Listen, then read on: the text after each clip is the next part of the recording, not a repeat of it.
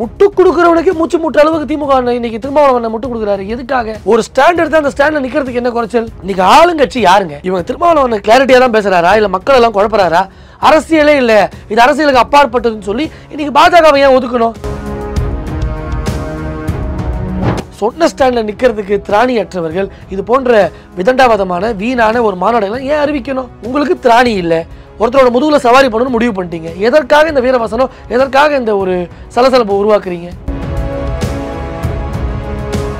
இந்த வடிவேல முன்னோர் பாருங்க, தெய்வமே அடிச்சு கேட்டாலும் நீ பண்ணி கொடு தெய்வமே, ஏய் ஒண்ணும் இல்ல தலைவரே, என்னங்க இந்த மாதிரி தான் இருக்கு. அந்த தூரமா நிக்கிறவங்க தலைவர் பயங்கரமா பேசுறாரியா,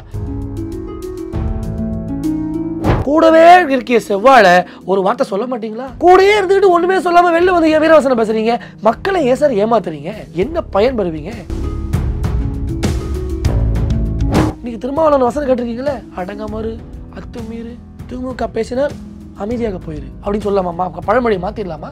என்னன்னு நம்ம என்ன சொல்லி கட்சி ஆரம்பிச்சோம்?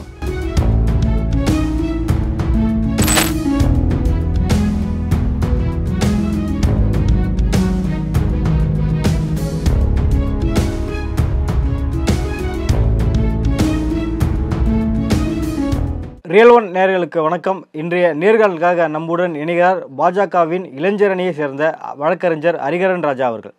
வணக்கம் சார். வணக்கம். திமுகவோட எந்த கூட்டணியில் எந்த விரிசலும் இல்லைன்னு சொல்லிட்டு செய்தியாளர் சந்திப்பில் இப்போ சொல்லியிருக்காரு திருமாவளவன் அவர்கள். இதே முன்னாடி என்ன சொல்லியிருக்காருன்னா, மது விலக்கு மாநாட்டினால கூட்டணியில் எந்த பிரச்சனை வந்தாலும் இல்லை, கூட்டணியில் எந்த விரிசல் வந்தாலும் எதிர்கொள்ள நம்ம தயாராக இருக்கணும்னு சொன்னவர் இப்போ வந்து இப்படி முரணான ஒரு பதிலை சொல்லியிருக்காரு. சரி, எப்படி பார்க்குறீங்க? திருமாவளவனை பார்த்தா ரொம்ப கஷ்டமாக இருக்குது. ஒருவேளை முதலமைச்சர் வெளிநாட்டிலே இருந்தால் இதே புரட்சி பேச்சை கண்டினியூ பண்ணியிருப்பாரோ? மீடியா பார்த்தீங்கன்னா, பிரதர் எங்களுக்கு ஆட்சியில் வேணும், அதிகாரத்தில் வேணும், எல்லாத்துலேயும் பங்கு வேணும், மது ஒழித்தே தீரணும், அதனால் கூட்டணியாவது மண்ணாங்கட்டியாவதுன்னு பேசுகிற அண்ணன் இன்னைக்கு முதலமைச்சர் வந்தவொன்னு என்ன சொல்கிறாரு பாருங்க. அதெல்லாம் ஒன்றும் பிரச்சனை இல்லை, எஜமா வந்துட்டார், சாவியை கொடுத்துட்டு கம்முன்னு இருப்போம். பார்க்கவே அவ்வளோ அசிங்கமாக இருக்குது. திருமாவளவன் ஒரு வீடியோ போடுறாரு. அந்த வீடியோவில் என்ன தப்பு? ஏன் அதை ரிமூவ் பண்ணணும்? இது யாராவது கேள்வி கேட்டாங்களா? அட்மின் போட்டாருன்னு அண்ணன் கேஷுவலாக போகிறாரு. என்ன தப்பாக பேசிட்டாங்க, அதில் என்ன தப்பு இருக்குன்னு சொல்கிறதுக்கு எவ்வளோ நேரம் ஆயிரும்? ஏன் இவ்வளோ தயக்கம்? இன்றைக்கி முதலமைச்சர் சந்திக்கும் போது சொல்கிறாரு, அதெல்லாம் ஒன்றுமே இல்லை, நாங்கள் ரொம்ப சுமூகமாக பேசணும், வெளிநாடுக்கு போய் ஆக்கப்பூர்வமான விஷயம். என்னங்க ஏன் இவ்வளோ பேர் மாற்றோம்? இதே திருமாவளவன் நேற்று சொல்கிறாரு, இதே போல திமுக ஆட்சி நடைபெற்று கொண்டிருந்தால் மக்களிடையே செல்வாக்கு இழப்பார்கள். அதான் நீங்கள் முதலமைச்சர் கூட சொல்லியிருக்காரு. ஏங்க திருமாவளவன் ஏன் பொய் சொல்கிறீங்க? நமக்கு எங்கேயா செல்வாக்கு இருக்குது, செல்வாக்கு இழந்துருவோம் நீங்கள் வேற பொய்ய சொல்கிறீங்கன்னு முதலமைச்சர் கூப்பிட்டு இன்னைக்கு சொல்லியிருக்கிறார். திமுக செல்வாக்கு இல்லாத கட்சி, அது நடத்தக்கூடிய ஆட்சி செல்வாக்கு இல்லாத ஆட்சின்னு ஊரறிஞ்ச விஷயம், திமுக கட்சிக்காரங்க அறிஞ்ச விஷயம். இன்னைக்கு திருமாவளவன் ஏன் முட்டு கொடுக்குறாரு? முட்டு கொடுக்குறவனுக்கு மூச்சு முட்டு அளவுக்கு திமுக இன்னைக்கு திருமாவளவன் முட்டு கொடுக்குறாரு. எதுக்காக? ஒரு ஸ்டாண்ட் எடுத்து அந்த ஸ்டாண்டில் நிற்கிறதுக்கு என்ன குறைச்சல்? இன்னைக்கு ஆளுங்கட்சி யாருங்க? இவங்க திருமாவளவன் கிளாரிட்டியா தான் பேசுறாரா இல்ல மக்கள் எல்லாம் குழப்பறாரா? அரசியலே இல்ல, இது அரசியலுக்கு அப்பாற்பட்டதுன்னு சொல்லி இன்னைக்கு பாஜகவை ஏன் ஒதுக்கணும்? இவங்க பாஜக தான் ஒதுக்கப்பட வேண்டிய கட்சி, பாமக பாஜகவை தவிர எல்லாரும் வாங்க. அப்ப புரிஞ்சுக்கோங்க, பாமகவும் பாஜகவும் தான் எங்க நல்ல கட்சி. எங்களை தாண்டி எல்லாருமே இன்னைக்கு யோசிச்சு பாருங்க, எல்லாம் மது வித்தவன் இல்ல மது விற்கிறவன். இவங்க சேர்ந்துக்கிட்டு ஒரு நாடக கம்பெனி நடத்துற கதையா இது? இன்னைக்கு திருமாவளவன் நடத்துற மாநாடு திமுக பங்கேற்குமா? பங்கேற்ற எவ்வளவு பெரிய அசிங்கம். இன்னைக்கு ஆளுங்கட்சியாக இருக்கக்கூடியது திமுக அறிக்கை விட்டு, இன்னைக்கு எம்பி இருக்கீங்க, எம்எல்ஏ இருக்கீங்க, விடுதலை சிறுத்தையில் சொல்லி நடவடிக்கை எடுத்து போராட்டம் மூலமாக பண்ணுறதை விட்டுட்டு நீங்கள் மாநாடு நடத்துறீங்க, விக்கிரவனையும் கூப்பிட்டு ஸ்டேஷனில் உட்கார வச்சிங்கன்னா எவ்வளோ பெரிய கேவலம் இது. நீங்கள் தமிழக மக்களை என்ன சார் நினச்சிட்டு இருக்கீங்க? சிரிப்பாக வருது எனக்கு பார்க்கும்போது, திருமாவளவனை பேசுகிறத பார்க்கும்போது. அதாவது முதலமைச்சர் வெளிநாடு பயணம் போயிட்டு வந்தோடனே அப்படியே பசி பட்டினிலாம் இங்கே தமிழ்நாட்டில் போயிடுறது போலவும் அப்படியே துவண்ட கடந்த தமிழகத்தை அப்படியே தூக்கி நிப்பாட்டிட்டு வர முதலமைச்சர் இன்னைக்கு திருமாவளவன் அப்படி ஒரு ப்ரெஸ் மீட் கொடுத்துருக்கிறாரு. பார்க்கவே ரொம்ப அவமானமாக இருக்குது. சொன்ன ஸ்டாண்டில் நிற்கிறதுக்கு திராணியற்றவர்கள் இது போன்ற விதண்டாவாதமான வீணான ஒரு மாநாடுகளை ஏன் அறிவிக்கணும்? உங்களுக்கு திராணி இல்லை, ஒருத்தரோட முதுகுல சவாரி பண்ணணும்னு முடிவு பண்ணிட்டீங்க. எதற்காக இந்த வீரவசனம்? எதற்காக இந்த ஒரு சலசலப்பை உருவாக்குறீங்க? உண்மையாலே மக்கள் அக்கறை இருக்குது, உண்மையாலே மது ஒழிப்பை நான் முன்னிறுத்துகிறோம், அதை நாங்கள் முன்னெடுக்கிறோம்னா அதற்கான ஒரு ஸ்திரத்தன்மை இருந்தால் செய்யுங்க. முதலமைச்சர் வருவதற்கு முன்னாடி நல்லா பேசுறது. இந்த வடிவேல முன்னோர் பாருங்க, தெய்வமே அடிச்சு கேட்டாலும் நீ பண்ணி கொடு தெய்வமே, ஏய் ஒன்றும் இல்லை தலைவரே, என்னங்க இந்த மாதிரி தான் இருக்குது. அந்த தூரமாக நிற்கிறவங்க தலைவர் பயங்கரமாக பேசுகிறாரியா, கிட்ட வந்தாலும் தெரியும் தலைவர் கெஞ்சிக்கிட்டு இருக்காருன்னு. அசிங்கமாக இருக்குல்ல பிரதர், எதுக்கு இந்த வேலை? இப்போ நான் ஒரு முடிவு எடுத்துட்டேன், ஒரு முடிவு எடுத்தால் அதில் ஒன்று கர்வமாக கம்பீரமாக நிற்கணும், இல்லைன்னா ஒதுக்கி போயிடணும். அப்போ திருமாவளவனுக்கு ஸ்டாலின் எதிர்க்க துணிவு இல்லை அப்படின்றீங்களா? ஏங்க இந்த ப்ரெஸ் மீட் பார்த்தா அப்படி தாங்க தெரியுது. வீடியோ டெலிட் பண்ணுறதும், வெளியே வந்து முதலமைச்சர் போனார், வெளிநாடுக்கு போனார், அப்படியே தமிழக இளைஞர்கள்லாம் நாளைக்கே வேலை, பசி பட்டினி எல்லாம் போயிடும், இன்றைக்கி சூப்பராகிடும். ஆக்சுவலிங்க ஒன்று ஓப்பனாக சொல்லவா, முதலமைச்சர் குற்ற உணர்ச்சி ஆயிடுச்சு. இந்த 18 நாள் அமெரிக்காவில் இருந்தார்ல, உண்மையாகவே குற்ற உணர்ச்சி ஆயிடுச்சு.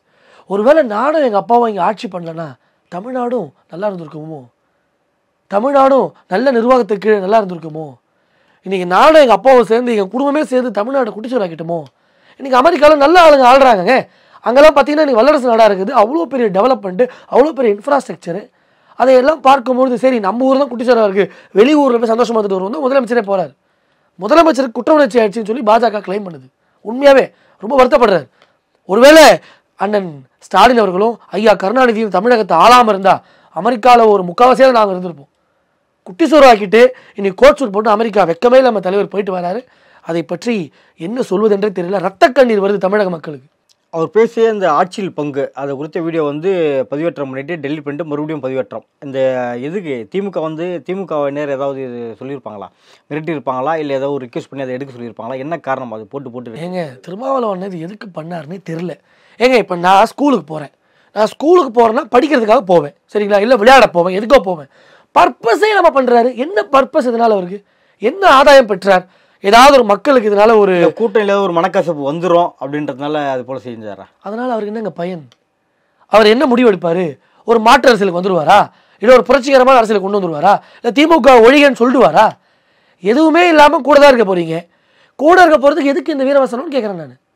ஒன்று இல்லைங்க, அவர் வந்து தமிழக மக்களுக்காக இனி பயணிக்க போகிறாரு, திமுக பற்றி தெரிஞ்சிருச்சு அண்ணனுக்கு, அண்ணன் மனம் திருதி வராரு, தமிழக மக்களை சந்தித்து நிற்க போகிறாரு, ஒரு புரட்சிகரமான மூவ் எடுத்தாருன்னா நீங்கள் சொல்கிறது நியாயம். ஏங்க அவர் அப்பா அப்படி இருந்தாருங்க, இப்போ புரட்சிகரமாக பண்ணுறாரு. ஏங்க பாஜக குற்றச்சாட்டு சொல்லிட்டே இருக்கு திருமாவளவன் கேட்டால் சொல்லலாம்.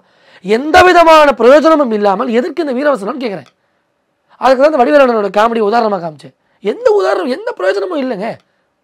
என்ன மாற்றம் வந்துட போகிறது? இல்லை உங்களால் என்ன செய்திட முடியும்? திருடம் கூடயே இருந்துக்கிட்டு திருட்டு ஒழிப்போம்னு இன்னும் கதை, அந்த கதையாக இருக்குது. மது விற்கிறது யார்? மது ஆலை வச்சு நடத்துறது யார்? இதுக்கு பதில் சொல்ல முடியுமா யாரால? படிப்படியாக மதுவிலக்கை அமல்படுத்தும் சொல்லிட்டு உறுதியளிச்சதா திருமாவளவன் சொல்றாரு. பிரஸ் மீட்ல தான் சொல்லியிருக்காரு. முதல்ல வந்து படிப்படியாக மதுவிலக்கை கொண்டு வந்து. எத்தனை படி சார்? ஒரு 1,00,000 படி இருக்குமா? சும்மா இப்போ நம்ம 2 பேர் இருக்கோம் பிரதர், நீங்கள் என் ஃப்ரெண்டு, நீங்கள் ஒரு மது ஆலை நடத்துறீங்க, நான் ஒரு போராட்டம் பண்ணுறேன். எல்லாம் என்ன கேட்பாங்க, யோ ஹரிஹரன் உன் ஃப்ரெண்டு, அவர்கிட்ட சொல்லி கடையை மூட சொல்லிவிட்டு நீ என்ன போராட்டம் பண்ணிட்டு இருக்க, கேட்பாங்களா மாட்டாங்களா? அதுபோல் கூட்டணியிலே இருந்துக்கிட்டு 2 MP வாங்கிட்டு ஒரு 5 MLA வாங்கிட்டு கூடவே இருக்கிய செவ்வாழை ஒரு வார்த்தை சொல்ல மாட்டீங்களா? கூடவே இருந்துக்கிட்டு ஒன்றுமே சொல்லாமல் வெளில வந்து வீரவசனம் பேசுகிறீங்க. மக்களை ஏன் சார் ஏமாத்துறீங்க? என்ன பயன் பெறுவீங்க? திமுக ஏமாத்துதுன்னு ஊருக்கே தெரியுது. நான் என்ன கேட்குறேன், ஒரே கேள்வி சார், மது ஒழிப்பு மாநாடுக்கு திமுக வருதா இல்லையா? திருமாவளவன் சொல்ல முடியுமா பளிச்சுனதுக்கு? மது ஒழிப்பு மாநாடு வந்து ஒரு துளி அரசியலும் கிடையாது, இது கொள்கைக்கானது அப்படின்னு சொல்லி திருமாவளவன் அவர்கள் சொன்னார். ஆனால் செல்வ பெருந்தகை அவர்கள் அரசியல் இல்லாமல் எந்த கூட்டமும் இல்லை, விசிக மாநாடு 100% அரசியல் தான் அப்படின்னு சொல்லியிருக்காரு. விசிக காங்கிரஸ் கட்சியே விசிக கூட்டணியிலேருந்து வெளியேறணும் அப்படின்னு நினைக்குதா சார்? ஒன்றுமே இல்லை சார், மற்ற எந்த போராட்டம்னாலும் இவங்க ஆதரவு சொல்லியிருப்பாங்க, நான் ஆதரவுன்னு வந்திருக்கும். இங்கே மதுன்னு சொல்லிட்டாலே பல கட்சிகள் இன்றைக்கி மது ஆலையால் தான் கட்சி நடத்துகிறாங்க. பல பேர் இன்றைக்கி பார் வச்சு நடத்துவதும் இது போன்ற 2ஆம் கட்ட வேலைகள், மக்களை பாதிக்கக்கூடிய விஷயங்கள் செய்து தான் இன்றைக்கி கட்சி நடத்திட்டு இருக்கிறாங்க. அப்படின்னும் போது மது விஷயத்தை டச் பண்ணும்போது யாரும் சும்மா இருப்பாங்களா? ஐயோ நம்ம அடிமடியில் கை வைக்கிறாங்கன்னு சொல்லி இன்றைக்கி திருமாவளவனை எடுத்து பேசக்கூடிய சூழ்நிலை கூட்டணி கட்சியில் இருக்குது. இன்றைக்கி வெளிநாடு முதலமைச்சர் வந்திருக்காரு, எத்தனை கூட்டணி கட்சி தலைவர் போய் பார்த்துட்டாங்க முதலமைச்சரை சொல்லுங்கள். அது ஏன் திருமாவளவனை மட்டும் போய் பார்க்குறாரு? காரணம் இதுதான். எப்பா எதை பற்றி வேணால் பேசுங்க, மது வந்து நமக்கு ரொம்ப முக்கியமான விஷயம். நீங்கள் அடிமடியில் கை வைக்கிறீங்க. ஆக வருமானம் இல்லாமல் ஆட்சி நடத்துறது, ஆக என் மகன் எப்படி முதலமைச்சர் ஆகிறது, ஆக எப்படி இன்னும் 4 பங்களா வாங்குறது அப்படின்னு முதலமைச்சர் கூட சொல்லி அமைச்சிருக்கிறாரு. எதை பற்றி வேணால் பேசுங்க, அதை பற்றி வந்து பேசிடாதீங்க. எது? மது. நீங்கள் மதுவை பற்றி பேசினா இங்கே பல பேருக்கு கோபம் வரும். காரணம் ஆலையை வச்சு நடத்துறது அவங்க தான். கனிம நாடாக இப்போலாம் காது கேட்காது. இதே கூட்டணி நடக்கிற நேரத்தில், இதே எலெக்ஷன் நடக்கிற நேரத்தில் திமுக ஆட்சிக்கு வந்தால் மதுவை ஒழித்தே கட்டுவோம் தளபதி சொல்லியிருக்கிறார். இன்றைக்கி அதே தளபதி மதுவை பற்றி ஒருத்தர் பேசினார், அவரை கூப்பிட்டு பேசக்கூடாதுன்னு சொல்லி அனுப்புகிறாரு. நிலமை அப்படி இருக்குங்க. நிலைமையை புரிந்து தமிழக மக்கள் விழித்துக் கொள்ள வேண்டும். இல்லை, செல்வ பெருந்தகை விசிகா இப்படி விமர்சிச்சு இருக்காரு இல்லையா, இது எப்படி பார்க்குறீங்க? ஏங்க முதலமைச்சரை விமர்சிப்பாருங்க. திருமாவளவன் அண்ணன் இன்னைக்கு ஒரு பட்டியலின சமூக மக்களுக்கு ஒரு பெரிய ஒரு அரணாக, பெரிய ஒரு நம்பிக்கை நட்சத்திரமாக வளம் வராருன்றதுல எந்த மாற்று கருத்தும் இல்லை. அப்படின்னும் போது அதை ஏமாற்றி பிழைக்க வேண்டாம்ன்றது என்னோட அன்பு வேண்டும். திமுக கூட்டணி கட்சிகளே விசிகாவை கார்னர் பண்றாங்களா? நிச்சயம் பண்ணுவாங்க. மதுர் வந்துட்டு விடுதலை சிறுத்தையை ஒண்ணுமே வைக்கிடுவாங்க. திமுகவை பொறுத்தவரை மதுவை பற்றி பேசக்கூடாது, இவங்க நடத்தக்கூடிய ஊழலை பற்றி பேசக்கூடாது, லஞ்ச வாங்கினா கம்முன்னு இருக்கணும், இவங்க அநாகரிகமாக ஒரு ஒரு அலங்கோல ஆட்சி நடத்துவாங்க, முட்டை கொடுக்கறது மட்டும்தான் கூட்டணி கட்சியோட வேலை. நீ எப்படி புரட்சி பேசலாம்? நீ எப்படி வந்து எழுச்சி உருவாக்கலாம்? இன்னைக்கு திருமாவளவன் வசனம் கேட்டிருக்கீங்களே, அடங்காமறு அத்துமீறு, திமுக பேசினால் அமைதியாக போயிரு அப்படின்னு சொல்லலாமா? பழமொழியை மாற்றிடலாமா? என்னண்ணே, நம்ம என்ன சொல்லி கட்சி ஆரம்பித்தோம்? எவ்வளோ இளைஞர்களை கட்டி காக்குறீங்க, எவ்வளோ இளைஞர்கள் வராங்க, நீ அவங்க கூட்டு வரையும் சொல்கிறாங்களா இல்லையா? இப்போ அவ்வளோ இளைஞர்களை ஏமாத்துற கதையா இது? ஆனால் கூட்டணி ஆட்சியை பற்றி மேடையில் பேசி வந்த திருமாவளவர்கள் முதல்வரை சந்திக்கும் போது இதை பற்றி நான் பேசலை அப்படின்னு சொல்லியிருக்காரு. பேச முடியாதுங்க. ஏங்க ஏதோ நான் ஒரு ஊருக்கு போன காலம் இருக்கு, தேர்தல் வரும்போது பார்த்துக்கலாம்னு சொல்லிட்டு போயிருக்காரு. யாரு? திருமாவளவன் அவர்கள். அதெல்லாம் காலம் வரும்போது என்ன பார்த்துப்பாரு, 5ன்றது 6 சீட்டாக கொடுக்கணும்னு கேட்பாரு அண்ணன். பேச முடியாதுங்க. திமுக கட்சிக்குள்ள அண்ணன் துரைமுருகன் ஒரு இதில் சொல்லியிருக்காரு, அமைதியாக இருந்தால் பதவி, அமைதியாக இரு, சொல்கிறத கேளு. அது அவங்க கட்சி ஆளுதானே சொல்லியிருப்பாரு. ஏங்க அப்படிலாம் கிடையாது, நம்ம புரிஞ்சுக்கணும். அதாவது ஒருத்தர் நமக்கு பிடிக்கலன்னா நம்ம உங்களை திட்ட ஆரம்பிச்சிடுவேன். அப்போ என்னென்னா அவங்க புரிஞ்சுப்பாங்க, ஆஹா நம்மளையும் திட்டா போல வேணும். அதுபோல் திமுகவில் எந்த அறிக்கை வந்தாலும் கூட்டணி கட்சிகளுக்கு அந்த அறிக்கை சமர்ப்பணம். பேருக்கு தான் ஒரு கிளை கட்சி போல இருக்காங்களே தவிர திமுக சொல்கிற விஷயத்தில் ஏதாவது ஒரு எதிர்கருத்து சொல்லியிருக்காங்க சொல்லுங்கள். இந்த 3.5 வருஷத்தில் எதுவுமே கெட்டதாக திமுக பண்ணலையா? எல்லாமே நல்லது தான் பண்ணியிருக்கா? சொல்ல முடியுமா உங்களால்? ஒரு கெட்டது திமுக செய்யலை, அப்படி தானே? இவங்க சொல்கிறத பார்த்தா எல்லாமே ஆதரவு தான். திமுக விநாயகர் சதுர்த்திக்கு வாழ்த்து சொல்லலாம், இவங்களும் சொல்ல மாட்டாங்க. திமுக ஓணத்துக்கு வாழ்த்து சொன்னால் இவங்க எல்லாம் சொல்லுவாங்க. திமுக அண்ணாவுக்கு மரியாதை பண்ண இவங்க மரியாதை பண்ணுவாங்க. திமுக பெரியார் வாழ்க்கை இவங்க பெரியார் வாழ்க்கைவாங்க. அப்போ என்ன வித்தியாசம் இவங்களுக்குள்ள? எதுக்கு ஒரு தனி கட்சி, எதுக்கு தனி கொடி, எதுக்கு தனி ஆஃபீஸு? வேண்டாமே. திருமாவளவன் இந்த மது ஒழிப்பு அதெல்லாம் விட்டுருங்க. திமுக ஒழிச்சிட்டாலே இங்கே பாதி விஷயம் ஒழிஞ்சிடும். அதை அண்ணன் உணரணும், திமுகவுடைய கூட்டணி கட்சிகள் உணரணும். திமுக ஒழிப்பு மாநாடுன்னு போட சொல்லுங்க, தமிழகம் முழுவதும் அவருக்கு பெரிய சப்போர்ட் கிடைக்கும். கூட்டணி கட்சியில போட சொல்லுங்க, பெரிய சப்போர்ட் கிடைக்கும். ஏங்க தப்பு செய்யறவனை கூட வச்சுக்கிட்டு அவனை வச்சுக்கிட்டு ஒழிப்பு மாநாடு மட்டும் எப்படிங்கிறது? ஒழிக்கப்பட வேண்டியவர்கள் அவர்கள். நீங்க திமுக ஒழிப்பு மாநாடுன்னு போடுங்க, என்ன ஆதரவு அண்ணனுக்கு வருதுன்னு பாருங்க. அண்ணனுடைய ஸ்டேட்டஸே வேற மாதிரி ஆயிரும். விஜயோட மாநாடு தள்ளி போயிட்டே இருக்கு. என்ன காரணம்? திமுக தான் நிர்பந்தம், நெருக்கடி கொடுக்குறாங்கன்னு ஒரு டாக் இருக்குது. ஆனால் உதயநிதி கேட்கும் போது இதுக்கு எங்களுக்கு சம்மந்தம் கிடையாது, நீங்கள் விஜய்கிட்ட போய் கேளுங்க அப்படின்னு சொல்லிட்டாரு. திமுக யாரையும் வாழ விட மாட்டாங்க. திமுக கான்செப்டே அதுதான். உங்களை எதையும் தெரிய விடாமல் உங்களை அப்படியே வச்சுருப்பான். அப்போ தான் 1000 கொடுத்தா வாங்குவீங்க, அப்போ தான் புடவை கொடுத்தா வாங்குவீங்க, அப்போ தான் ரோட்டில் சோறு போட்டால் வாங்குவீங்க. நம்மளை அந்த நிலையிலேயே வச்சு அவன் பழகிட்டா அப்படியே அவன் வாழணும்னு நினைக்கிறான். என்னன்னா வெளிநாடுக்கு போய் அங்கே இருக்கக்கூடிய விஷயங்கள்லாம் பார்த்துட்டு முதலமைச்சர் வந்தாலும் அங்கே இருக்கும்போது ஒரு குற்ற உணர்ச்சி இருக்கே தவிர இங்கே வந்தவொடனே பழைய நிலைமைக்கு அவர் திரும்புறாரு. குற்ற உணர்ச்சியில் அவர் கிடையவே கிடையாது. இது போலவே நம்மளாம் இருக்கணும்னு ஆசைப்படுறாரு. இன்னொன்று சார், நான் ஒன்று கேட்குறேன், அந்த காலத்தில் மக்கள்லாம் எப்படி இருந்திருக்கிறாங்க, எப்படிலாம் வாழ்ந்துருக்கிறாங்க? நீங்கள் எதுக்கு போராட்டம் பண்ணியிருக்கீங்க? ஜல்லிக்கட்டுக்கு போராட்டம் பண்ணியிருப்பீங்க, ஒரு வேலை வாய்ப்புலன்னு போராட்டம் பண்ணியிருப்பீங்க, சம்பள உயர்வுக்கு போராட்டம் பண்ணியிருப்பீங்க. நாட்டில் பல்வேறு பிரச்சனைகளுக்கு நம்ம மக்கள் போராட்டம் பண்ணி பெகிட்டு இருந்த காலமெல்லாம் போய் இன்னைக்கு எதுக்கு போராட்டம் நினைக்கிறீங்க சொல்லுங்க? ஒரு எலெக்ஷன் நடக்குது, என் தெருவில் சாப்பாடு போட்டீங்க, அந்த தெருவில் ஏங்க சாப்பாடு போடல? போராடுவோம், சாப்பாடு போடுவோம். எனக்கு அப்படி மாறிடுச்சு. நான் மக்களை தப்பாக சொல்ல, என் தெருக்கு 1000 கொடுத்தேன், அந்த தெருக்கு ஏன் 1000 வரும்னு மக்கள் பிரச்சனை பண்ணுறாங்க. இன்னைக்கு அப்போ தான் பார்த்தேன், என் மக்கள் எதுக்கெல்லாம் புரட்சிகரமாக நின்று ஊருக்கே சோறு போட்ட ஒரு நாடு, எல்லாரையுமே அரவணைச்சி சொந்த பந்தம் ஜாதி ஜனத்தோட அவ்வளோ அன்போட அரவணைப்போடு இருந்த ஒரு மாநிலம், இன்றைக்கி இவன் கொடுக்கக்கூடிய 1000 ரூபாய்க்கும், இவன் கொடுக்கக்கூடிய சாப்பாடுக்கும், இவன் காட்டக்கூடிய டிவி ஷோக்கும் என்னையே கூப்பிடலன்னு என் மக்கள் கேட்குறாங்க. அவ்வளோ பெரிய அறியாமையில் என் மக்கள் சிக்கி தவிக்கிறாங்க. பார்க்கவே அவ்வளோ கஷ்டமாக இருக்குங்க. இதற்கெல்லாம் காரணம் யார்? அப்பா பையன் 2 பேர், இன்றைக்கி பேரன் 3 பேர். ஒரு 3 பேரோட வாழ்க்கையால் ஒட்டுமொத்த தமிழகமே இன்றைக்கி 2 பேர் கிடக்கு. இதுதான் வருத்தமாக இருக்குது. இப்படிப்பட்ட ஒரு நிலையில் நம்மளை வச்சுக்கிட்டு நான் முதலீடை கொண்டு வந்தேன், அத்தை கொண்டு வந்தேன், இத்தை கொண்டு வந்தேன், 2026 மீண்டும் ஆட்சிக்கு வருவோம். அந்த பொற்கால ஆட்சியை மக்கள் ஒருத்தருடைய சிரிப்பை பார்க்கும்போது தெரியுது. மக்கள் ஏன் நம்ம சிரிக்கிறான்? என்னத்தை சொல்ல, தலையெழுத்தை மாட்டிக்கிட்டு நம்ம நக்கலாக சிரிக்கிறான். ஆனால் முதலமைச்சர் பார்த்துட்டு நான் செய்யக்கூடிய ஆட்சியை மக்கள் முகத்தில் பார்த்து தெரிஞ்சுக்கிறேன். அப்போ நாங்கள் முறைச்சாதான் புரிஞ்சுப்பாரு போல தப்பாக பண்ணுறாங்க ஆட்சின்னு. முதலமைச்சர் டேட்டா கொடுக்கறது யாருன்னு தெரியல, முதலமைச்சரை வழிநடத்துறது யாருன்னு தெரியல. ஆனால் உதயநிதி ஸ்டாலின் அவர்கள் எந்த அமைச்சரவையில் வந்தார், மக்களுக்கு என்ன பார்த்தாருன்னு தெரியல. அவர் வித்த காட்டுறது தான் ரெடியாக இருக்கார்.